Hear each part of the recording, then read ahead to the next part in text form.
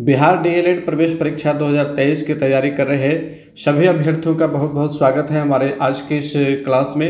और आज का यह हमारा क्लास बेस्ड होगा आपके सिलेबस के अकॉर्डिंग हिंदी के पार्ट के ऊपर। और हिंदी का पार्ट काफ़ी इंपॉर्टेंट है क्योंकि हिंदी से आपको 25 प्रश्न देने होंगे और उसके साथ ही आपका मैथमेटिक्स से भी 25 प्रश्न रहेगा। तो हिंदी और मैथमेटिक्स के ऊपर क्लासेस आएंगे और साथ ही बाकी के अन्य विषय के ऊपर भी क्लासेस आएंगे। ऐसा नहीं है कि अन्य विषय को छोड़ दिया जाएगा, सभी विषयों के ऊपर क्लासेस आएंगे, लेकिन बारी बारी से क्लासेस आएंगे। तो आज हम सबसे पहले ये समझेंगे कि आपका हिंदी में जो सिलेबस है वो कैसा रहेगा। तो देखिए, हिंदी के जो सिलेबस हैं आपके उसे दो पार्ट में बांटा गया है। एक पार्ट है व्याकरण का और दूसरा पार्ट है साहित्य शास्त्र का। जैसा कि व्याकरण में सभी को पता है कि व्याकरण के अंतर्गत आपके वर्ण विचार से लेकर के वर्ण विचार, शब्द विचार, वाक्य विचार, है ना, वर्ण शब्द वाक्य, इसके साथ ही कारक, कारक की विभक्ति, संधि समास, संधि समास, मुहावरे, लोकोक्तियाँ इत्यादि जो भी ग्रामर के पार्ट हैं, व्याकरण के पार्ट हैं, वो सारे व्याकरण के पार्ट से सवाल पूछे जाते हैं। लेकिन इसमें ध्यान देने वाली बात यह है कि क्या सभी टॉपिक से सवाल पूछा जाता है। तो इसमें देखिए, सभी टॉपिक से तो सवाल नहीं पूछे जाते हैं, लेकिन पिछले वर्ष के सिलेबस को क्वेश्चन को आप जब आप देखेंगे तो चूँकि पिछले वर्ष के सिलेबस में थोड़ा बहुत चेंजिंग हुआ है, लेकिन यहाँ पे ध्यान देने वाली बात यह है कि पिछले वर्ष हिंदी से 30 प्रश्न थे और इस वर्ष 25 प्रश्न रहेंगे। तो दिमाग में सवाल उठ सकता है कि क्या कुछ टॉपिक को कम किया जाएगा। निश्चित रूप से कम किया जाएगा। और कौन से टॉपिक को कम किया जाएगा, तो पिछले वर्ष के जब आप सवाल देखिएगा, मैं कुछ सवालों को ग्रुप में सेंड कर दूंगा, व्हाट्सएप ग्रुप में, टेलीग्राम चैनल पर सेंड कर दूंगा, वहां से आप देख सकते हैं कि किस प्रकार का प्रश्न पिछले वर्ष पूछा गया था। तो साहित्य शास्त्र के अंतर्गत छंद और अलंकार से बहुत ज़्यादा सवाल पूछे गए थे। छंद और अलंकार के सवाल बहुत ज़्यादा संख्या में थे, तो इनको कम कर दिया जाएगा। सवालों की संख्या कम कर दी जाएगी, लेकिन टॉपिक तो रहेंगे, टॉपिक को बिल्कुल हटाया नहीं जाएगा। अब जैसे अलंकार से 4-4, 5-5 सवाल थे, छंद से 3 से 4 सवाल थे, तो यहाँ पे सवालों की संख्या को कम कर दिया जाएगा, 2 या 3 सवाल में समेट दिया जाएगा, ठीक है। लेकिन साहित्य शास्त्र के अंतर्गत आपको कुछ टॉपिक्स पढ़ने हैं और आज के इस क्लास में मैं साहित्य शास्त्र से जुड़े हुए टॉपिक को ही स्टार्ट करूंगा। क्योंकि देखिए, व्याकरण का टॉपिक लगभग सभी स्टूडेंट्स को पढ़ा हुआ है। आपने हिंदी व्याकरण पढ़ा ही होगा और हिंदी व्याकरण में पर्यायवाची शब्द, आपके विलोम शब्द, आपके लिंग निर्णय करते हुए वाक्य बनाए, वाक्य का शुद्धिकरण, ये सारी चीज़ें कॉमन है, ये लगभग सारे विद्यार्थी जानते हैं। और जब आप डीएलएड का पिछले वर्ष का सवाल देखिएगा तो कौन कौन से टॉपिक से सवाल नहीं पूछे गए हैं, इस बात की मैं चर्चा कर देता हूं यहाँ पे। तो जब आप सवाल को देखिएगा तो उसमें पर्यायवाची शब्द आपको नहीं देखने को मिलता है, ठीक है, पर्यायवाची शब्द देखने को नहीं मिलता है। लिंग निर्णय करते हुए वाक्यों का जो लिंग होता है कि दही क्या है, दही का लिंग बताइए, पुल्लिंग है, स्त्रीलिंग है, तो लिंग के ऊपर आधारित सवाल भी देखने को नहीं मिले। पर्यायवाची शब्द के ऊपर भी सवाल देखने को नहीं मिले हैं। विलोम शब्द के ऊपर भी सवाल देखने को नहीं मिले हैं, ठीक है, विलोम शब्द के ऊपर भी सवाल देखने को नहीं मिले हैं। तो ये कुछ ऐसे कॉमन टॉपिक्स थे जिनके ऊपर सवाल देखने को नहीं मिले हैं। सबसे ज़्यादा सवाल आपका पूछा गया था अलंकार से, सबसे ज़्यादा सवाल अलंकार से पूछा गया। उसके बाद छंद था, उसके बाद शब्द शक्ति थी। ये साहित्य शास्त्र से बहुत ज़्यादा सवाल पूछे गए थे। और व्याकरण की बात करें तो व्याकरण में समास पूछा गया, समास पूछा गया, वाक्य शुद्धिकरण वाला जो एक टॉपिक होता है, ठीक है, वाक्य शुद्धि कि निम्नलिखित में से कौन सा वाक्य शुद्ध है। 4 ऑप्शन दिया हुआ रहेगा, उसमें से आपको वाक्य जो शुद्ध है उसको चुनना है, ठीक है, या फिर अशुद्ध रहेगा तो उसको चुनना है। तो वाक्य शुद्धि से सवाल थे, समास से सवाल थे, मुहावरे से सवाल थे, मुहावरे तो रहेंगे ही, मुहावरे से सवाल थे आपके, ठीक है। तो जब आप सिलेबस, पिछले साल के सिलेबस वाले जो क्वेश्चन थे, आप उसको देखिएगा तो टॉपिक आपको निश्चित रूप से पता चल जाएगा। और साहित्य शास्त्र से जो टॉपिक थे उनसे एक ही टॉपिक से बहुत ज़्यादा सवाल थे, तो सवालों को कम कर दिया जाएगा, लेकिन टॉपिक वही रहेंगे, ठीक है, इस बात को आप ध्यान में रखेंगे।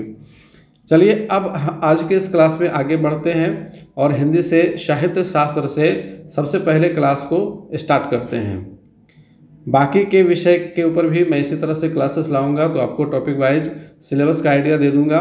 और सिलेबस में वही याद रखेंगे कि टॉपिक को बहुत कम नहीं किया जाएगा, टॉपिक लगभग वही रहेंगे। सवालों की संख्या, जैसे एक ही टॉपिक से 3-4 सवाल पूछे जाते थे, तो वहाँ पे सवालों की संख्या को डिक्रीज कर दिया जाएगा। एक टॉपिक से एक ही सवाल पूछा जाएगा, ठीक है, टॉपिक तो रहेगा ही। अब देखिए साहित्य शास्त्र, इसमें सबसे पहला जो पार्ट है हमारा, सबसे पहला चैप्टर आप कहिएगा, यह है शब्द शक्ति का। ठीक है, शब्द शक्ति का मतलब क्या होता है, तो इसके संदर्भ में हमारे हिंदी के रीतिकालीन आचार्य, यहाँ पे आचार्य लिखा हुआ है, पता नहीं रेफ और कुछ मात्रा में प्रिंटिंग में प्रॉब्लम हो जाती है। जैसे पीडीएफ में कन्वर्ट होता है तो कुछ जो मात्राएं हैं वो विलुप्त हो जाती हैं, आती ही नहीं प्रिंट में। अब ये क्या सिस्टम में प्रॉब्लम है, ये मुझे भी समझ में नहीं आ रहा। तो हिंदी के रीतिकालीन आचार्य चिंतामणि ने शब्द शक्ति के संदर्भ में कहा है, जो सुन पड़े सो शब्द है, जो सुन पड़े सो शब्द है, समुझी पड़े सो अर्थ। अर्थात जो सुनाई पड़ रहा है वो शब्द है और जो समझ में आ रहा है वो अर्थ है। ठीक है, अब जैसे कि मैं कुछ यहाँ पे शब्दों का उच्चारण करूँगा और आप अपने मस्तिष्क में उसका अर्थ समझने का प्रयास कीजिएगा। कमल, तो जैसे मैंने कमल शब्द कहा, आपके मस्तिष्क में कमल के फूल का चित्र आ गया होगा। ठीक है, पेड़, तो पेड़ जैसे ही मैंने कहा, आपके मस्तिष्क में पेड़ का चित्र बन करके आ गया। ठीक है, यानी कि जो मैं शब्दों का उच्चारण कर रहा हूँ वो आपके समझ में आ रहा है। ठीक है, अब मैं कुछ ऐसे शब्द का उच्चारण कर रहा हूँ जिसको आप सुनिए। कड़बक, अब ये कड़बक क्या है, इसका कोई चित्र आपके मस्तिष्क में नहीं बना। ठीक है, तो इसका यह अर्थ है कि कड़बक शब्द का अर्थ आपको नहीं पता है, कड़बक शब्द से आप परिचित नहीं हैं, इसके संदर्भ में आप कुछ भी नहीं जानते हैं, तो यह आपके लिए केवल शब्द है, इसका कोई अर्थ आपने नहीं समझा। ठीक है, तो जो सुनाई पड़ रहा है आपको वो शब्द है और जो समझ में आ गया वो अर्थ है। अब यहाँ पे शब्द शक्ति क्या है, तो शब्द का अर्थ बोध कराने वाली शक्ति शब्द शक्ति कहलाती है। ठीक है, जब शब्द की शक्ति हमें समझ में आ जाती है तो उसे ही शब्द शक्ति कहते हैं। और शब्द शक्ति के 3 भेद होते हैं, 3 प्रकार होते हैं। पहला है अभिधा, अभिधा, और दूसरा है लक्षणा, और तीसरा है व्यंजना। ठीक है, अभिधा, लक्षणा और व्यंजना, और इनसे जुड़े हुए सवाल विगत वर्ष के प्रश्न पत्र में पूछे गए हैं। ठीक है, इसलिए मैंने इस टॉपिक को ले लिया है और ये फर्स्ट चैप्टर होता है साहित्य शास्त्र का। ठीक है, शब्द शक्ति से ही शुरुआत की जाती है। अब इसमें ये चीज़ समझना है, देखिए साहित्य शास्त्र और व्याकरण में कुछ अंतर है। जब हम साहित्य शास्त्र की बात करते हैं तो इसके अंदर वैसी चीज़ें आती हैं जो आपके साहित्य से रिलेटेड होती हैं। अब ये साहित्य क्या है, साहित्य का मतलब हो गया कि हमारे जो हिंदी भाषा के अंतर्गत हम ले रहे हैं यहाँ पे, चूँकि अभी हम हिंदी का साहित्य शास्त्र पढ़ रहे हैं। साहित्य सभी भाषाओं का होता है। ठीक है, जितनी भी भाषाएं हैं उन सभी का अपना अपना साहित्य होता है। संस्कृत का अपना साहित्य है, इंग्लिश का अपना साहित्य है, जैसे इंग्लिश लिटरेचर कहा जाता है। ठीक है, तमिल का अपना साहित्य है, कन्नड़ का अपना साहित्य है, तेलुगु का अपना साहित्य है। तो जितनी भी भाषाएं हैं उन सभी का अपना अपना साहित्य है। साहित्य में क्या क्या चीज़ें समाहित होती हैं, साहित्य में समाहित होती है उस भाषा से संबंधित प्रमुख रचनाएं। वह रचनाएं विभिन्न विधाओं में हो सकती हैं। अब ये विधाएं क्या हैं, तो जैसे हिंदी में आपने कविता को पढ़ा, आपने कहानी को पढ़ा, आपने लेख को पढ़ा, निबंध को पढ़ा, यात्रा वृत्तांत को पढ़ा, संस्मरण को पढ़ा, किसी साक्षात्कार को पढ़ा है। तो ये सारी चीज़ें अलग अलग विधाएं हैं। ठीक है, अलग अलग विधाएं हैं, इनको क्या कहा जाता है, विधाएं कहा जाता है। जैसे कि आपने क्लास 10 में यतीन्द्र मिश्र के द्वारा लिखी हुई एक रचना पढ़ी होगी, इसका नाम क्या है, नौबत खाने में इबादत, और एक जित जित मैं निरखत हूँ, ये पंडित बिरजू महाराज के द्वारा साक्षात्कार के रूप में लिखा हुआ है ना। तो ये सारी चीज़ें क्या है, साक्षात्कार के रूप में लिखी हुई है। एक यात्रा वृत्तांत के रूप में आपने पढ़ा होगा आविन्यो, उसमें जो है लेखक घूमने के लिए फ्रांस जाते हैं और वहाँ वो आविन्यो शहर देखते हैं और उसका यात्रा वृत्तांत अपनी रचना में करते हैं। ये सारी चीज़ें क्या है, यात्रा वृत्तांत के अंतर्गत एक अलग विधा है, लेखन की एक अलग विधा है, ठीक है। उसी तरह से आप कहानी पढ़ते हैं, पूस की रात, ठीक है। पूस की रात क्या है, तो यह एक कहानी है। इसके अंतर्गत जो लेखक हैं उन्होंने कहानी के माध्यम से चीज़ों को बताया हुआ है। आप निबंध पढ़ते हैं, मैक्स मुलर का निबंध आपने पढ़ा होगा, ठीक है। तो मैक्स मुलर का जो निबंध है उसका एक अलग शैली है, उसकी एक अलग विधा है, उसके जब हम उसको पढ़ते हैं तो उसका एक अलग तात्पर्य निकल करके आता है। उसी प्रकार से विभिन्न प्रकार की विधाएं होती हैं और इन सभी विधाओं को मिला करके किसी भी भाषा का साहित्य बनता है, ठीक है। तो साहित्य के अंतर्गत अलग अलग विधाएं आ जाती हैं, इसी को याद रखेंगे। क्या आ जाती हैं, अलग अलग विधाएं, और इन विधाओं में बहुत सारी चीज़ें शामिल हैं। कविता, जिसको इंग्लिश में पोएट्री कहा जाता है, और कविता में भी कई रूप हैं, कविता के भी अलग अलग रूप हैं। आपने सुना होगा छायावाद, ठीक है, छायावादी कविता सुना होगा आपने, श्रृंगार रस आपने सुना होगा, वीर रस सुना होगा, ठीक है। तो इस प्रकार से कविता के भी अलग अलग विभिन्न रूप हैं, ठीक है। इसको हम काव्य शास्त्र के अंतर्गत रखते हैं, ठीक है। कविताओं को काव्य शास्त्र के अंतर्गत रखा जाता है। तो इसमें काव्य शास्त्र आ जाता है, जो विभिन्न प्रकार की कविताओं का संग्रह आप इसे कर सकते हैं, या काव्य शास्त्र में विभिन्न प्रकार की कविताएं आती हैं। तो काव्य शास्त्र हो गया और गद्य शास्त्र हो गया। गद्य के अंतर्गत क्या चीज़ें आती हैं, जितनी भी कहानियां हैं, निबंध हैं, लेख हैं, यात्रा वृत्तांत हैं, वे सभी गद्य विधाएं हैं। तो मुख्य रूप से दो विधाएं हैं, काव्य और गद्य, ठीक है। काव्य शास्त्र में सबसे बड़ा रूप होता है महाकाव्य का, गीति काव्य का। उसी प्रकार से गद्य में बड़ा रूप होता है उपन्यास का, नाटक का, फिर कहानियों का। इस प्रकार से अलग अलग विधाओं को मिला करके क्या कहा जाता है, उसको साहित्य कहा जाता है। और जब हम साहित्य को पढ़ते हैं तो उसमें विभिन्न लेखकों के द्वारा पाठक को समझाने के लिए जो चीज़ें वर्णित की जाती हैं, जो बातें कही जाती हैं, उनके कहने का एक विशेष अर्थ होता है, एक विशेष संदर्भ में विशेष बातें कही जाती हैं। तो जब पाठक इस चीज़ को समझता है, ठीक है, तो पाठक को समझाने के लिए ये मुख्य रूप से 3 प्रकार की शब्द शक्ति का वहाँ पे प्रयोग किया जाता है। अभिधा, लक्षणा और व्यंजना, ये 3 शब्द शक्ति हैं जिनके द्वारा हम किसी भी लेखक के द्वारा लिखी गई बातों को समझ पाते हैं, ठीक है। और किसी भी लेखक के समझाने का एक अपना एक अलग शैली होता है ना। और उसके अनुसार से लेखक का भी वर्गीकरण कर दिया जाता है। जैसा कि आपने नाम सुना होगा, मैं यहाँ पे लिख रहा हूँ, हरिशंकर पारसाई, आप सबने इनका नाम सुना होगा। ये किस लिए प्रसिद्ध हैं, तो आप कहेंगे कि ये व्यंग्य के लिए प्रसिद्ध हैं, क्योंकि इनके जो लेख होते हैं वो बहुत ही व्यंग्य से भरे होते हैं, ठीक है। ये सरकारी तंत्र पर व्यंग्य करते हैं, समाज में जो कुरीतियाँ हैं उनके ऊपर व्यंग्य करते हैं। तो हरिशंकर परसाई एक व्यंग्य लेखक के रूप में जाने जाते हैं। तो इनके द्वारा जो शब्द शक्ति प्रयोग की जा रही है वो इन तीनों में से किस कैटेगरी में आएगी मुख्य रूप से, तो वो व्यंजना के अंतर्गत आती है। तो ये इस प्रकार से अलग अलग जो लेखक हैं, अलग अलग जो कवि हैं, उनके द्वारा जो शैली प्रयोग में लाई जाती है उसको हम शब्द शक्ति के अंतर्गत समझते हैं, रखते हैं, ठीक है। क्लियर हो गया। अब हम एक एक करके डिटेल से इन शब्द शक्तियों को समझ लेंगे, और साथ ही इस क्लास में मैंने आप लोगों के लिए कुछ इम्पॉर्टेंट ऑब्जेक्टिव क्वेश्चंस को भी रखा हुआ है, ठीक है। तो पूरे क्लास को वॉच कीजिएगा, ध्यान से समझते चलिएगा। तो सबसे पहला टॉपिक इसमें आता है अभिधा। अब अभिधा क्या है, तो अभिधा कहता है कि जिस शक्ति के माध्यम से शब्द का साक्षात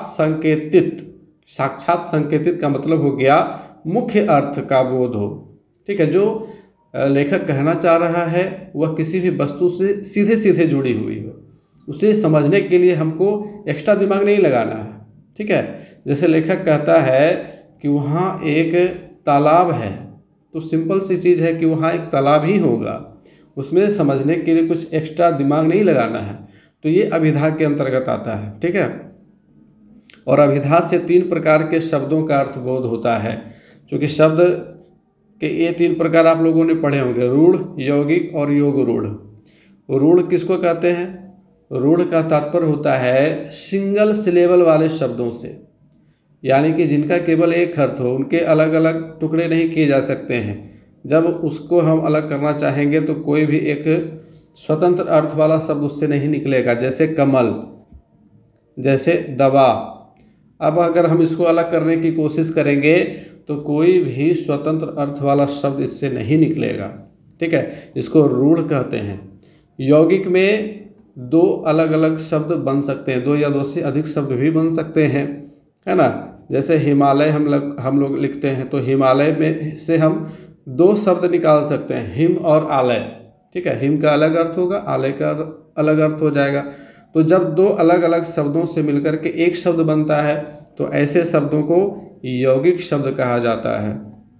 और योग रूढ़ में 2 अलग अलग शब्दों से जब एक नया शब्द बनाया जाता है तो वह अपने पुराने अर्थ को छोड़ करके एक विशेष अर्थ ग्रहण कर लेता है। ठीक है, उसका हम अर्थात कह करके अर्थ भी बता देते हैं। ठीक है, जैसे नीलांबर, जैसे पीतांबर, जैसे लंबोदर। तो लंबोदर का एक मतलब होता है, लंबोदर हम कहते हैं श्री गणेश जी को।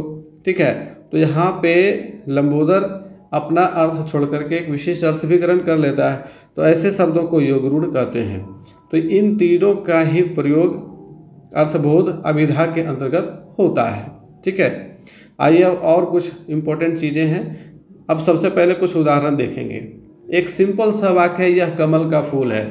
आपके मस्तिष्क में चित्र बन गया कि यह एक कमल का फूल है। ठीक है, तो जब किसी चीज़ को समझने के लिए हमें किसी भी प्रकार का अतिरिक्त परिश्रम ना करना पड़े, इधर उधर दिमाग लगाने की जरूरत नहीं हो, चीज़ों को सीधे सीधे समझ लेते हैं, तो उसको हम अभिधा के अंतर्गत रखते हैं। यहाँ पे एक पंक्ति है, कुछ 2 पंक्ति है जो एक सुप्रसिद्ध कवि की कविता से ली गई है। वह तोड़ती पत्थर देखा उसे मैंने इलाहाबाद के पथ पर।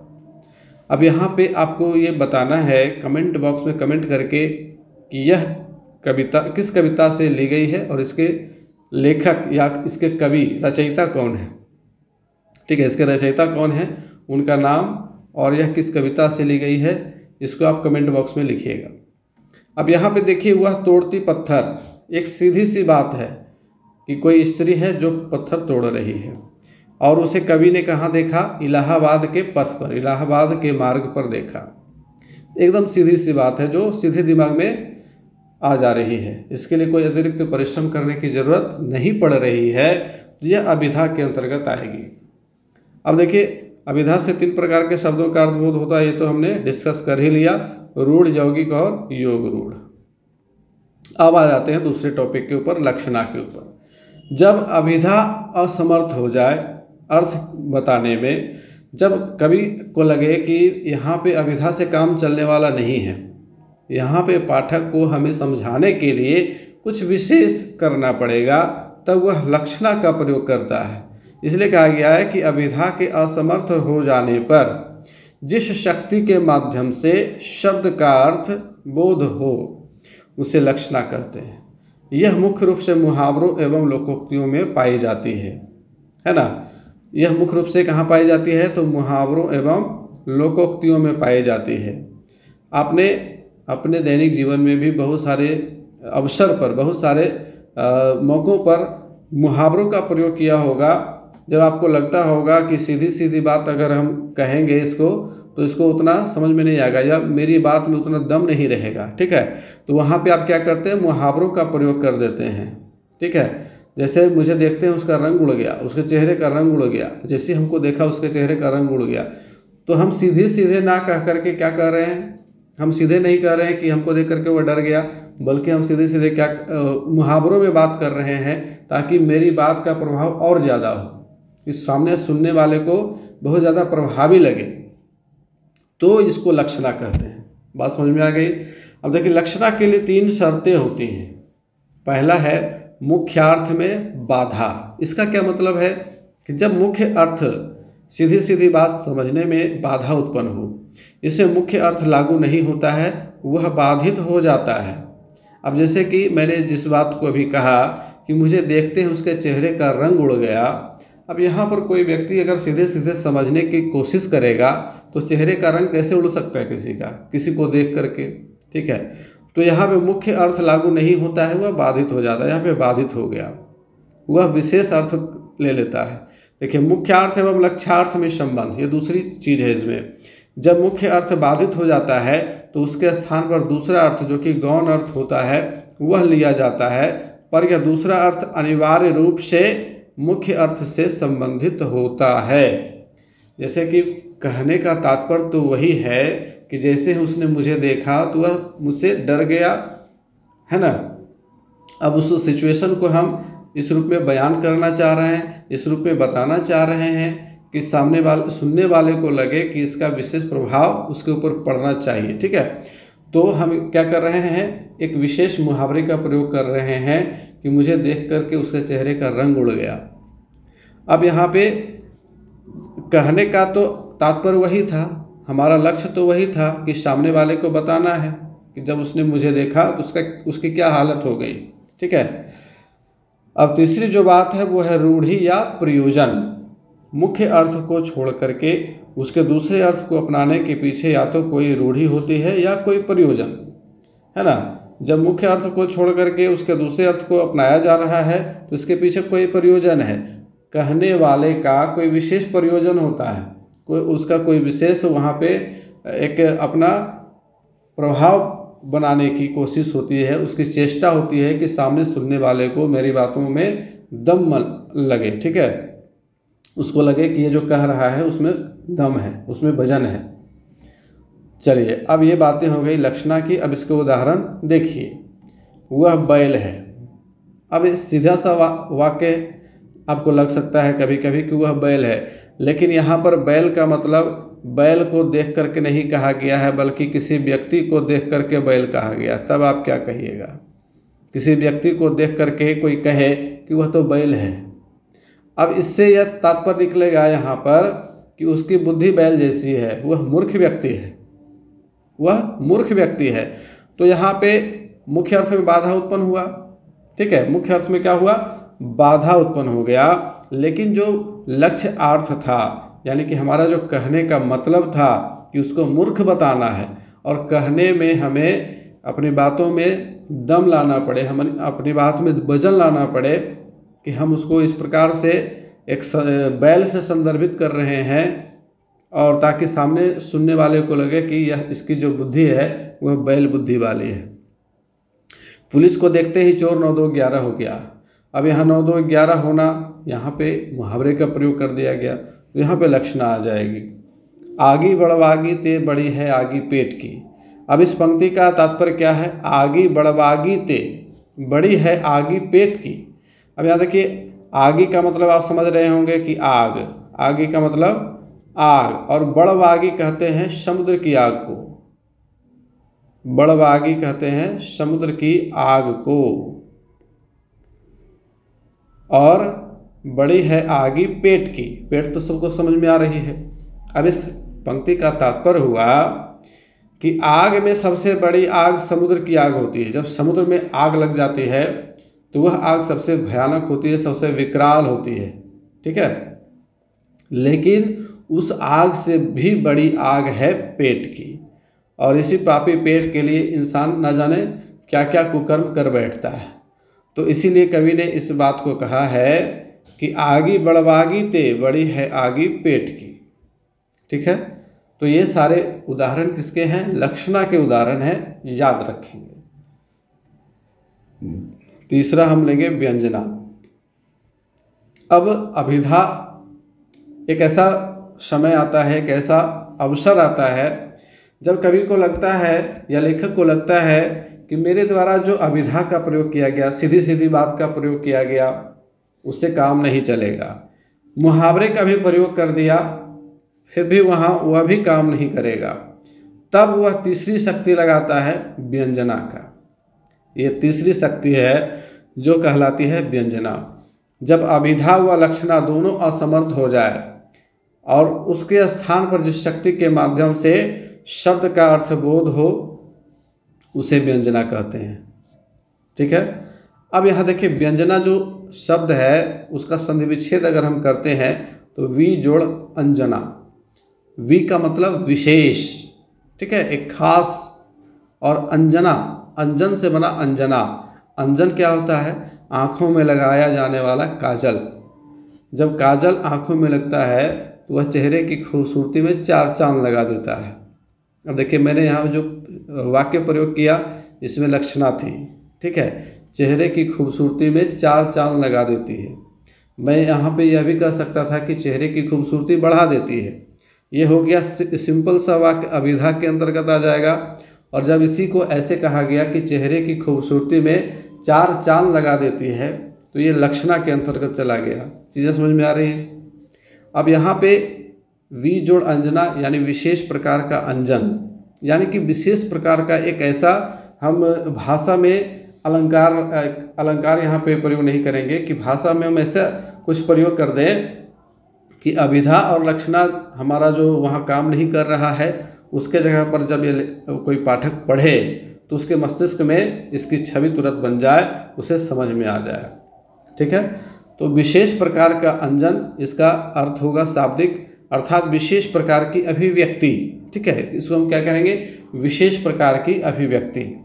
व्यंजना जो शक्ति है वह काव्य के छिपे हुए व्यंग्यार्थ का बोध कराती है।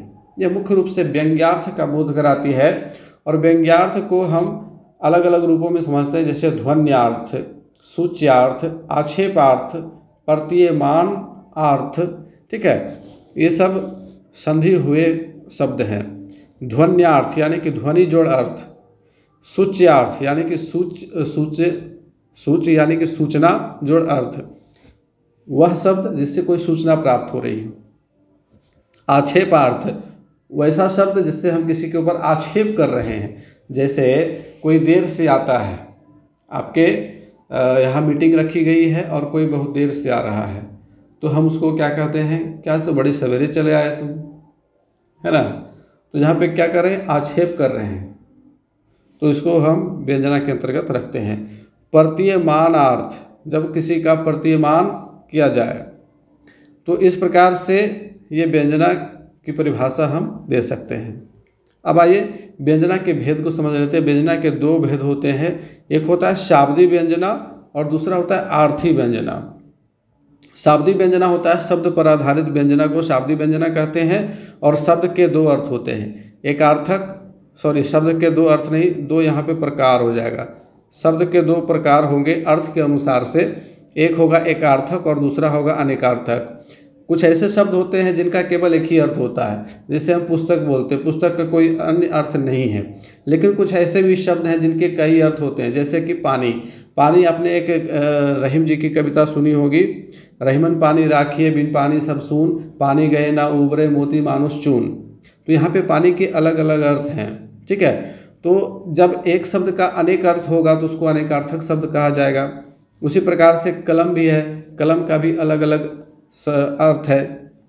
एक तो कलम ये हो गया मेरे हाथ में जो पेन है जिससे मैं लिख रहा हूँ, ठीक है। एक कलम का मतलब हो गया पेड़ की टहनी, जिसे हम कलम काटना कहते हैं, कलम लगाना कहते हैं। कलम लगाने के अंतर्गत जो पेड़ पौधों की टहनियाँ होती हैं उन सभी को कलम कहा जाता है।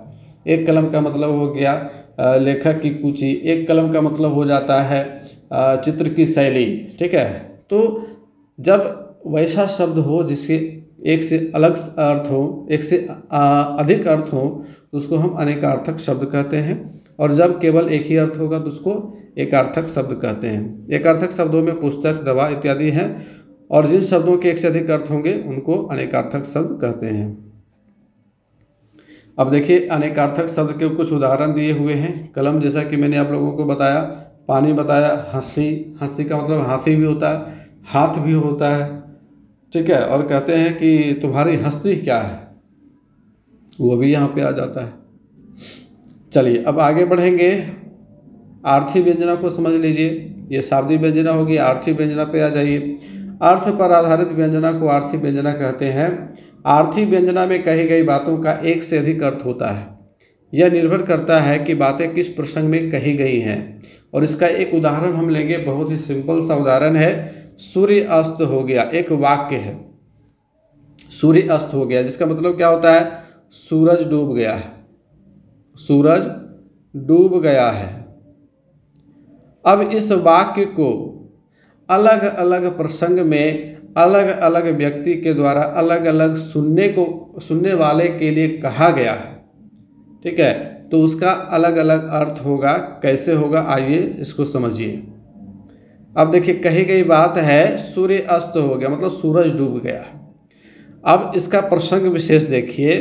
पिता अगर पुत्र से इस बात को कहे कि बेटा सूर्य अस्त हो गया, तो इसका मतलब है कि बाप बेटा को कह रहा है कि पढ़ाई लिखाई अब शुरू करो, सूरज ढल गया, अब खेलने का टाइम खत्म हुआ, अब पढ़ने के लिए बैठो। एक अर्थ ये हो गया।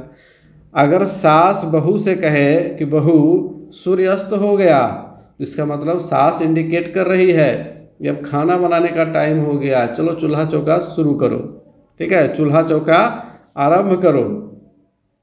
अगर पशुपालक चरवाहे से कहे क्या भाई सूरज डूब गया है, तो इसका मतलब है कि चलो अब अपने जानवरों को लेकर के घर चलो, पशुओं को घर ले चलो।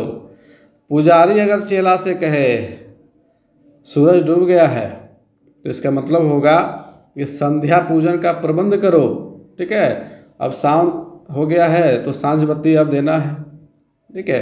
तो यहाँ पे सांझ होने का मतलब हो जाएगा कि सांझ बत्ती देना है। राहगीर के अपने साथी के कहने पर, अगर राहगीर अपने साथी से कह रहा है क्या भाई चलते चलते तो सूरज डूब गया है, इसका मतलब है कि कह रहा है कि अब ठहरने का प्रबंध करो, कहीं होटल वोटल देखा जाए, अब रात में अब कहाँ जाएंगे।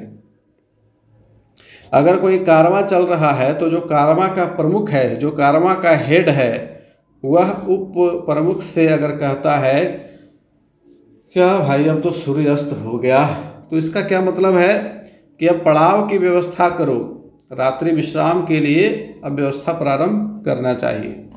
तो ये सारी बातें एक ही बात से अलग अलग अर्थ अलग अलग प्रसंग में निकलती है, तो इसको हम लोग व्यंजना के अंतर्गत रखते हैं, ठीक है? किसके अंतर्गत रखते हैं?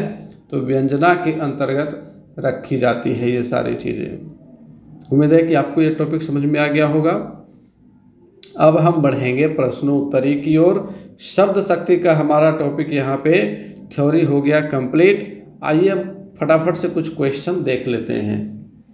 पहला सवाल लेंगे, और ये सवाल का जो मैंने इंटरफेस तैयार किया है, ये आपके ऑनलाइन मोड पर जिस प्रकार का इंटरफेस आएगा उसके अकॉर्डिंग तैयार किया गया है।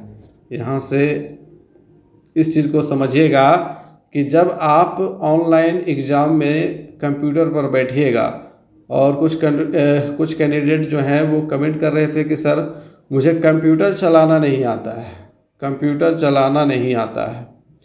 तो देखिए, कंप्यूटर चलाना आपको नहीं आता है, इसमें आपको वहाँ पर जाकर के कंप्यूटर चलाना भी नहीं है। ऐसा नहीं है कि कंप्यूटर पर बैठ करके पूरा क्वेश्चन टाइप करके आंसर देना। आपको केवल माउस से क्लिक करना है, और कहाँ क्लिक करना है? ऑप्शंस पे क्लिक करना है। और ये जो नेविगेशन पैनल है इसके बारे में मैं समझा देता हूँ। देखिए, आपका जो ऑनलाइन का इंटरफेस होगा वो 2 पार्ट में बटा होगा। ये जो आपका इंटरफेस दिख रहा है ये पूरा क्वेश्चन का इंटरफेस है, ठीक है?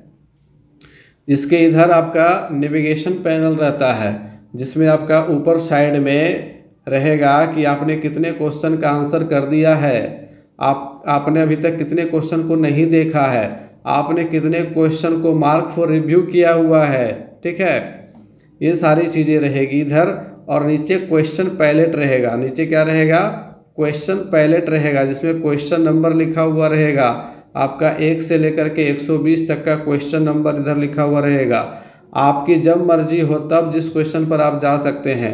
आप यहाँ 5वें नंबर पे क्लिक करिएगा माउस से। आपके पास माउस होना चाहिए, माउस तो रहेगा ही, वहाँ पे सिस्टम दिया हुआ रहेगा। आपको माउस चलाना आना चाहिए। इसके लिए आप क्या कीजिए कि अपने नज़दीक के साइबर कैफ़े में जाइए, साइबर कैफ़े में जाइए और कम से कम 1 सप्ताह आप माउस चलाने की प्रैक्टिस कर लीजिए कि माउस किस तरह से चलाया जाता है।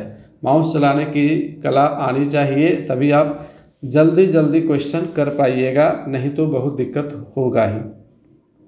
और जब आप साइबर कैफ़े में जाइएगा तो 1-2 मॉक टेस्ट ले लीजिएगा, किसी भी चीज़ का मॉक टेस्ट आप ले लीजिएगा। कोई ज़रूरी नहीं है कि डीएलएड वाला ही करना है, डीएलएड वाला मिलेगा भी नहीं आपको, तो किसी का भी मॉक टेस्ट आप कर लीजिए। सीटेट के वेबसाइट पर जाकर के आप सीटेट का मॉक टेस्ट ले सकते हैं, ठीक है।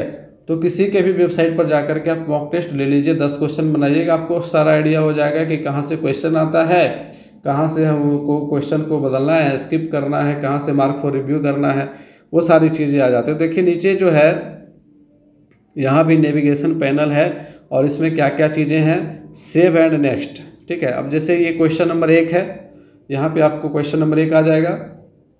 जैसे जैसे आप बढ़ते जाइएगा क्वेश्चन नंबर 2, क्वेश्चन नंबर 3, और इधर ऊपर में आपको राइट साइड में टाइमिंग भी दिखाते रहेगा।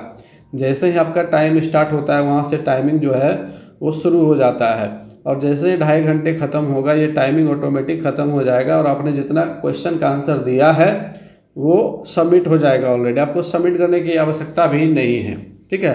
तो आप यहाँ पे देखिए सारी चीज़ें समझ लीजिए कि जैसे कि क्वेश्चन नंबर 1 है और आपको लग रहा है कि क्वेश्चन नंबर 1 का आंसर हमारा 1 है, तो ऑप्शन नंबर 1 यहाँ पे आप देखिएगा, यहाँ पे जो है ऑप्शन 1, 2, 3, 4 इस तरह से गोला बना हुआ रहेगा और आप माउस से कर्सर ले जा करके ऑप्शन नंबर 1 पर क्लिक करिएगा। कहाँ क्लिक करिएगा? ऑप्शन नंबर 1 पर क्लिक करिएगा। तो जैसे ही आप ऑप्शन नंबर 1 पर क्लिक करिएगा ये हो जाएगा ग्रीन। क्या हो जाएगा? ये हो जाएगा ग्रीन। अब ग्रीन होने के बाद क्या होगा? यहाँ पे अब आपको सेव एंड नेक्स्ट बटन पे क्लिक करना होगा, ठीक है। तब ये आपका आंसर जो है वो सबमिट हो जाएगा। क्वेश्चन नंबर 1 का आंसर आपने ऑप्शन नंबर 1 दिया है, ठीक है। तो यहाँ पे सेव एंड नेक्स्ट बटन ये काम करेगा। तो जैसे ही आप सेव एंड नेक्स्ट बटन पे क्लिक करिएगा तो क्वेश्चन नंबर 1 का ऑप्शन नंबर 1 आपका सबमिट हो जाएगा, आंसर फीड हो जाएगा और आपके सामने क्वेश्चन नंबर 2 आ जाएगा खुल करके, ठीक है।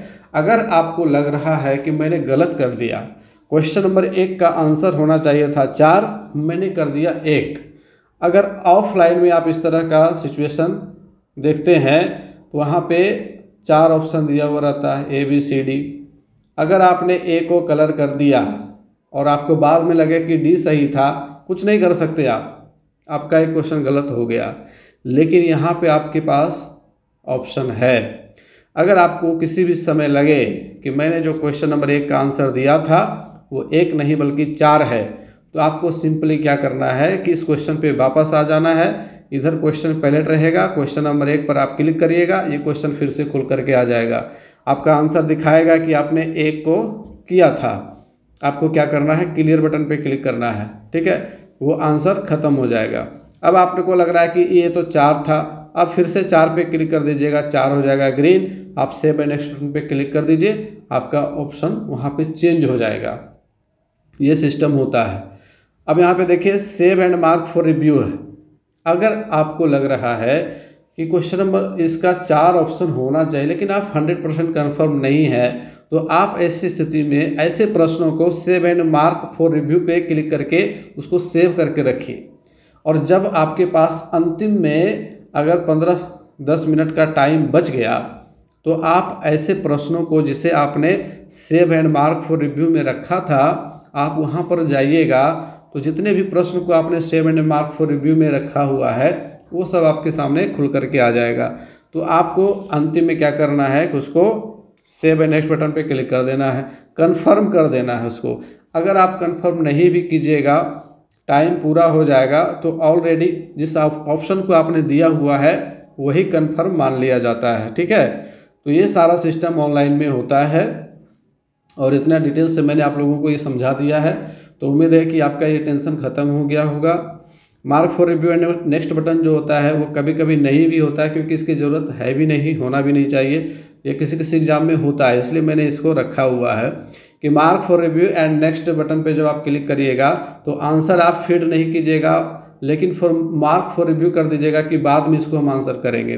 तो उसके लिए ये ऑप्शन काम करता है। लेकिन आपको ऐसा नहीं करना। आपको जो भी लगे कि हमारा ये आंसर होना चाहिए उस पर आपको आंसर कर देना है और save and mark for review पे क्लिक कर देना है। अगर आपको लग रहा है कि मैं 100% कन्फर्म नहीं हूँ तो ठीक है, हो सकता है कि बाद में आपको याद आ जाए कि अरे हाँ, इस क्वेश्चन का ऑप्शन नंबर तो 2 सही था, मैंने तो 4 कर दिया था, तब आप यहाँ पर जा कर के उसको 2 सही कर सकते हैं। तो ऑनलाइन सिस्टम पे ये सारी सुविधा आपको मिल जाती है। ठीक है, तो अब यहाँ पे ये सारी चीज़ें आपके समझ में आ गई होंगी। अब हम यहाँ से क्वेश्चन आंसर को शुरू करेंगे। अपना पहला क्वेश्चन है कि शब्द का अर्थबोध कराने वाली शक्ति क्या कहलाती है। ऑप्शंस हैं शब्द शक्ति, रस, छंद और अलंकार। तो अभी हम लोगों ने पढ़ा कि जब शब्द का अर्थबोध कराने वाली कोई शक्ति होती है तो उसको हम लोग शब्द शक्ति के नाम से जानते हैं। और शब्द शक्ति के 3 भेद होते हैं। कौन कौन? अभिधा, लक्षणा और व्यंजना, ये 3 भेद होते हैं शब्द शक्ति के। क्लियर? चलिए दूसरा सवाल, शब्द शक्ति के मूलतः कितने भेद माने गए हैं? कितने भेद माने गए हैं? 1, 2, 3, 5। तो 3 भेद होते हैं, अभिधा, लक्षणा और व्यंजना। तो यहाँ पे देखिए 3 भेद, तीसरा ऑप्शन हमारा सही है। आप क्या कीजिएगा, तीसरे ऑप्शन पे माउस से क्लिक कर दीजिएगा, ये हो जाएगा ग्रीन। आप सेव एंड नेक्स्ट बटन पे जैसे ही क्लिक करिएगा आपके सामने दूसरा क्वेश्चन चला आएगा। निम्न में से कौन शब्द शक्ति का भेद नहीं है? नहीं है। अभिधा तो है, लक्षणा भी है, व्यंजना भी है, रस नहीं है। तो चौथा ऑप्शन हमारा हो जाएगा सही। आप चौथे ऑप्शन पे कीजिएगा click, save and next button पे क्लिक कीजिएगा, आगे बढ़ जाइएगा। साक्षात संकेतित किसे कहते हैं? साक्षात संकेतित, जिसमें सीधे सीधे मुख्य अर्थ की बात हो। यह एक कमल का फूल है, यह अभिधा को कहते हैं। तो हमारा पहला ऑप्शन है यहाँ पे सही। पहले ऑप्शन पे करेंगे click, save and next button पे करेंगे क्लिक, आपके सामने आ जाएगा नेक्स्ट क्वेश्चन। किसे शब्द की प्रथमा शक्ति कहा जाता है? तो प्रथमा शक्ति है अभिधा। प्रथमा शक्ति अभिधा। और प्रथमा शक्ति जहाँ काम नहीं करती है वहाँ लक्षणा, और जहाँ लक्षणा काम नहीं करती है, अभिधा पहले जवाब दे चुकी है, वहाँ काम करती है व्यंजना। चलिए तो यहाँ पे पहला ऑप्शन सही हो गया। अगला प्रश्न, बैल खड़ा है, इस वाक्य में प्रयुक्त शब्द बैल में कौन सी शब्द शक्ति पाई जाती है? तो बैल खड़ा है एक सिंपल सा वाक्य है। ठीक है, यहाँ पे अभिधा का प्रयोग किया गया है। इससे सीधे सीधे स्पष्ट हो रहा है कि कोई बैल है जो कि खड़ा है। ठीक, यहाँ जो पशु के रूप में बैल है उसकी बात की जा रही है। पहला ऑप्शन क्लिक करेंगे, सेव एंड नेक्स्ट बटन पे क्लिक करेंगे, आगे बढ़ेंगे। अनिल ने सुनील से कहा तुम बैल हो। यहाँ पे उदाहरण में जो हमने चर्चा की थी उसी से प्रश्न है। अनिल ने सुनील से कहा, अब यहाँ एक व्यक्ति को कहा गया है कि तुम बैल हो, व्यक्ति को कहा गया है। तो इस वाक्य में प्रयुक्त शब्द बैल में कौन सी शब्द शक्ति पाई जाती है? तो जब हम किसी व्यक्ति की तुलना कर रहे हैं अन्य वस्तु से या पशु से कर रहे हैं तो वहाँ पे लक्षणा हो जाएगा। दूसरा ऑप्शन हमारा सही होगा। चलिए दूसरे ऑप्शन पे क्लिक करके आगे बढ़ जाना आपको। अगला सवाल है, मुहावरों और लोकोक्तियों में जिस शब्द शक्ति के जरिए अर्थ ग्रहण किया जाता है वह क्या है? मुहावरों और लोकोक्तियों में जिस शब्द शक्ति के जरिए अर्थ ग्रहण किया जाता है, तो मुहावरे और लोकोक्तियों की बात कही गई थी लक्षणा में। वह 9 2 11 हो गया, उसके चेहरे का रंग उड़ गया, तो ये सब लक्षणा की बातें हैं। दूसरा ऑप्शन सही है। सेव एंड नेक्स्ट बटन पे क्लिक करिए, आगे बढ़िए। शाब्दी एवं आर्थी किस शब्द शक्ति के भेद हैं? तो शाब्दी और आर्थी दोनों ही व्यंजना के भेद हैं, याद रखेंगे। चौथा ऑप्शन पे करेंगे click, save and next button पे करेंगे क्लिक, आगे बढ़ेंगे। शब्द में जहाँ मूल अर्थ नहीं बल्कि उसका व्यंग्यार्थ अभिप्रेत होता है वहाँ कौन सी शब्द शक्ति होती है? तो जब व्यंग्यार्थ की बात आएगी तो वह होगा व्यंजना। ठीक है, तो तीसरा ऑप्शन हमारा हो जाएगा सही। सेव एंड नेक्स्ट बटन पे करेंगे क्लिक और आगे बढ़ेंगे। अब हमारे पास और भी क्वेश्चन नहीं है। ये 10 इंपॉर्टेंट क्वेश्चन हमने कलेक्ट किया था। उम्मीद है कि आज का टॉपिक आपको समझ में आ गया होगा। क्लास आपको अच्छा लगा है तो अपने अधिक से अधिक साथियों तक शेयर कर दीजिएगा और एक बार लाइक भी कर दीजिएगा। मिलते हैं फिर से अगले क्लास में, तब तक के लिए गुड बाय, टेक केयर।